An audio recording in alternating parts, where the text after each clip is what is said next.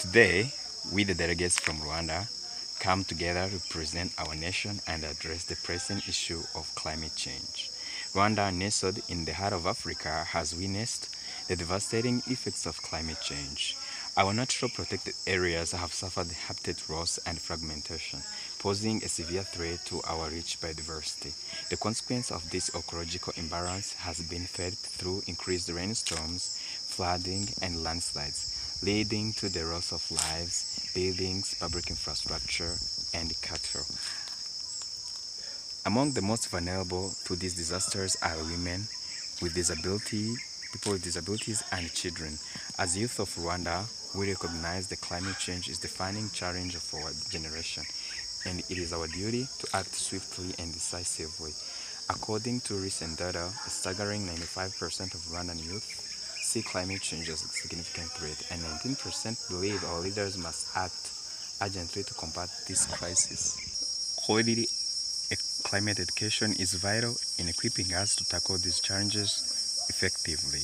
In our context, it means an education system that not only imparts knowledge about climate-related problems, but also inspires to find innovative and sustainable solutions. Climate education should be integrated across all levels and disciplines, acknowledging the importance of our local indigenous cultures and practices.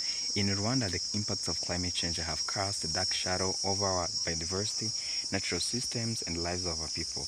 As temperatures rise and weather patterns become erratic, our once thriving natural protected areas are facing great threats. Deforestation, habitat loss, and fragmentation have endangered countless species, leaving our rich biodiversity hanging in the balance. With increasing frequency, extreme weather events like rainstorms and flooding have wreaked havoc on our landscapes. The consequences have been devastating for both our natural ecosystems and our people. Landslides triggered by heavy rainfall have claimed lives, displaced communities, and destroyed a vital infrastructure. The loss of agricultural land has disrupted livelihoods, leaving many families struggling to cope with the food insecurity. Among the hardest hit are the most vulnerable members of our society: women, children, and people with disabilities. Women often shoulder the burden of household responsibilities and caregiving, leaving them disproportionately exposed to climate risks. The impacts of climate change further exacerbate existing gender inequalities, leaving women at high risk of poverty and vulnerability.